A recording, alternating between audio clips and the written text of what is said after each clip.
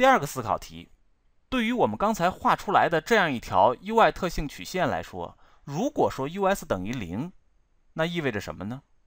很显然，它是这样一条线。还记得我们上一讲讲过 R 的 UI 特性曲线是什么吗？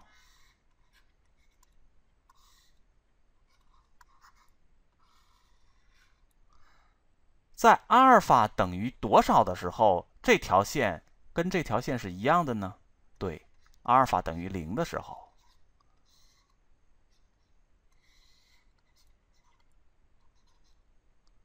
就变成了这样一条线。那么你观察一下，对于电阻来讲，阿尔法等于0，或者说 R 等于0的时候，这条线和对于电压源来说 US 等于0的时候，这条线是不是一样的呢？是的，完全一样。它们的特性就是电压为0，电流由外电路决定。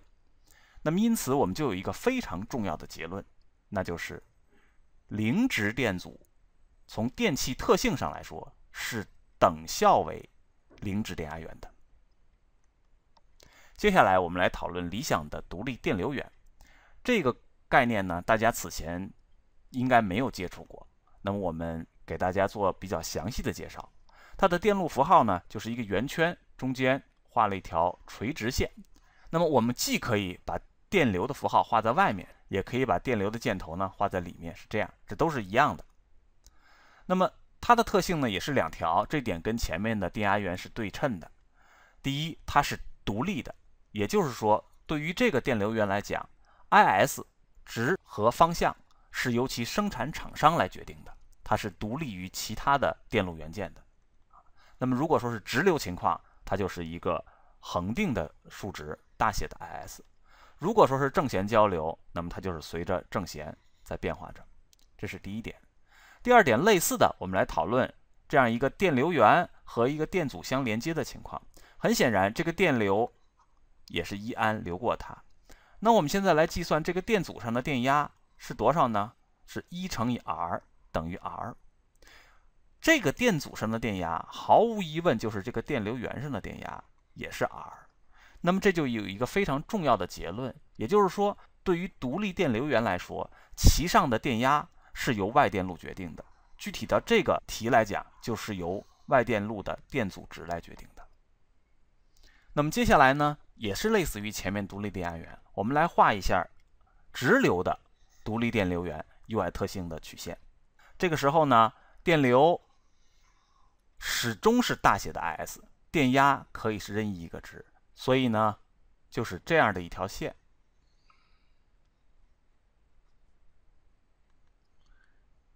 那么我们还有类似的一个思考题，就是说，如果说 IS 等于0，显然它就是这样一条线。在刚才的电阻的讨论里面，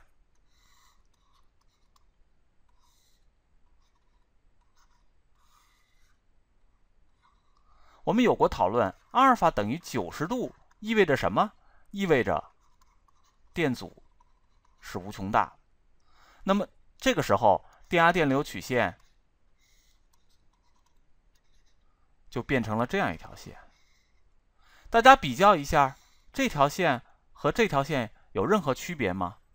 没有任何区别，它都表征着电流始终是0，对外可以提供各种电压。那就意味着什么呢？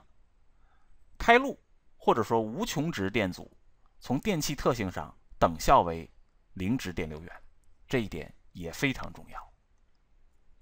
接下来我们讨论独立源的开路和短路。对于独立电流源来说，我们外接一个电阻。那么如果说是短路的话，我们把电路画在这里，就是这样的。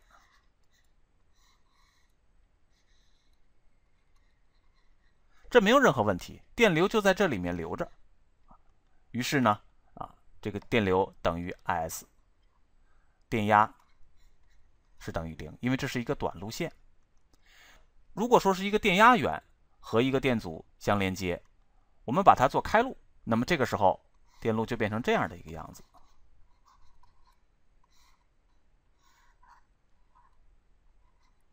这也没有任何问题，就相当于你把电池外边没有接负载一样。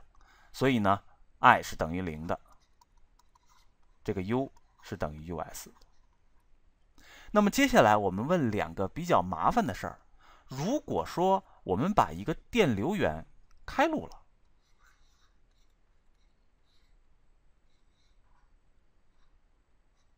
或者说我们把一个电压源短路了，这将发生什么呢？请大家在学完第10讲以后再来回顾这个问题。接下来我们讨论独立源的功率。这是一个独立电压源，还记得我刚才的提问吗？在独立电压源上，电流和电压是关联还是非关联呢？注意，电流是从这里流进去的，也就是说，对于这个二端元件来说，电流是从负端流进去的，它是非关联。于是呢，我们计算它发出的功率就是 U 乘以 I。那么我们又知道 U 是等于 US 的，所以等于 US 乘以 I。US 是其本质特征 ，I 是由外电路决定的。那么如果说我们想算它的吸收功率，就需要把这个电流从这儿流进去改换成从这儿流进去，从这儿流进去就是负 I， 所以它吸收的功率是负的 U 乘以 I， 当然也是负的 US 乘以 I。这一点我们又再次复习了在参考方向下功率的两种记忆方式。那么类似的，对于电流源来说，我们也有非关联的参考方向，从负端流入。那么类似的，我们也有发出的功率等于 U 乘以 IS， 吸收的功率等于负的 U 乘以 IS。同学们到这里可能有一个问题，为什么我们在讨论电阻的时候，总是习惯设成关联的参考方向，但是我们刚才在讨论电压源的时候，却把它设成非关联的参考方向？关于这一点，我们在此后的几讲里会有讨论。最后呢，我们来介绍一下实际电源的模型。对于一个实际的电压源来讲，我们在第1讲里讨论过了。